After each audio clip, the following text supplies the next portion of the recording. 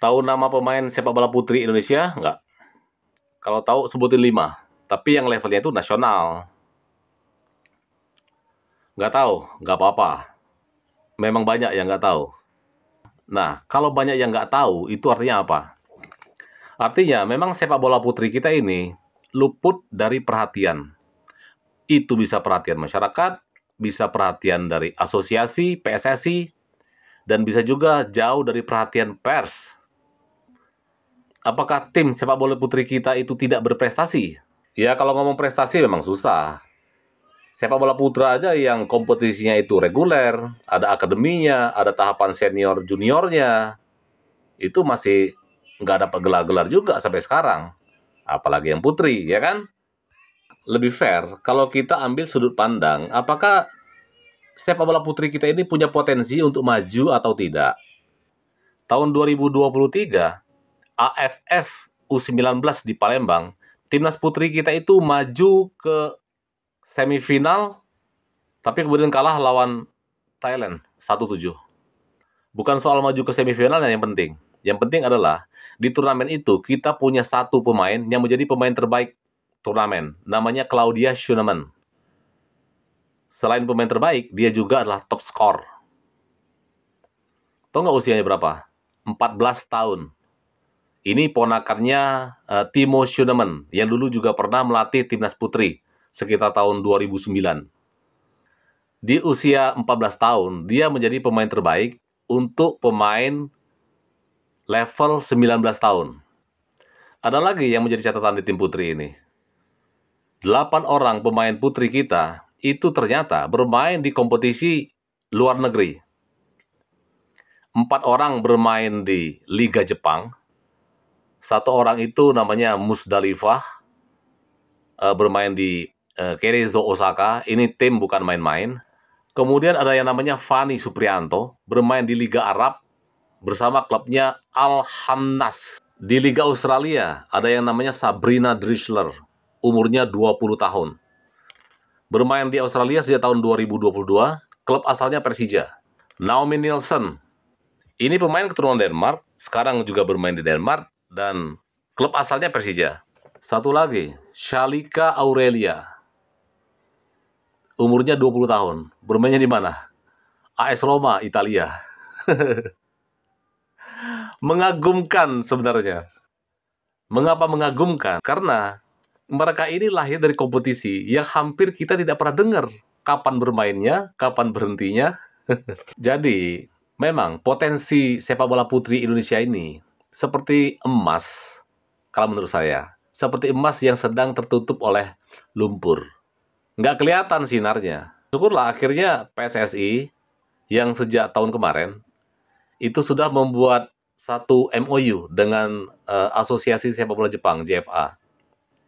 Nota kesepakatan itu isinya antara lain adalah untuk memajukan sepak bola putri Indonesia. Yang kedua, itu masalah pembinaan wasit-wasit Indonesia. Dan salah satu tindak lanjut dari MOU itu, sebuah langkah yang cukup mengagetkan, mungkin bukan cuma saya, tapi kita semua, adalah kedatangan Satoru Mochizuki ke Indonesia. Ini pelatih bukan kaleng-kaleng. Gelarnya itu juara Piala Dunia dan runner-up Olimpiade bersama timnas Jepang. Kedatangan Mochizuki ini jelas bukan tanpa pertimbangan. Apa yang ditangkap oleh Pak Erick Thohir dan timnya di PSSI tentang sepak bola putri Indonesia, itu yang membuat mereka kemudian berani mendatangkan seorang pelatih berkelas internasional. Kalau kita dirasa tidak punya potensi, mungkin Pak Erick juga nggak bakal mau ngedatangin mereka. Talenta kita punya, modal kita tuh ada. Jadi yang paling membuat saya penasaran adalah, yang paling saya tunggu-tunggu, tentu saja langkah apa yang kemudian akan diambil oleh PSSI dan Mochizuki untuk sepak bola putri kita. Mulai dari kompetisinya, akademinya, pembinaan. Bagaimanapun juga, kompetisi itu tetap syarat nomor 1 untuk menyeleksi pemain.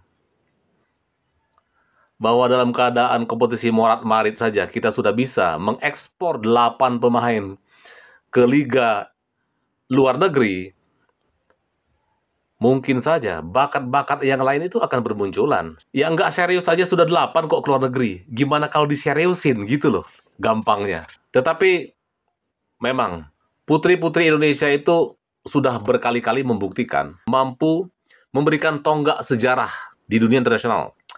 Kalau kita ingat, medali pertama Indonesia di Olimpiade, medali pertama ya, di Olimpiade, didapat dari siapa? Namanya Lilis Handayani, Nur Fitriana, dan Kusuma Wardani.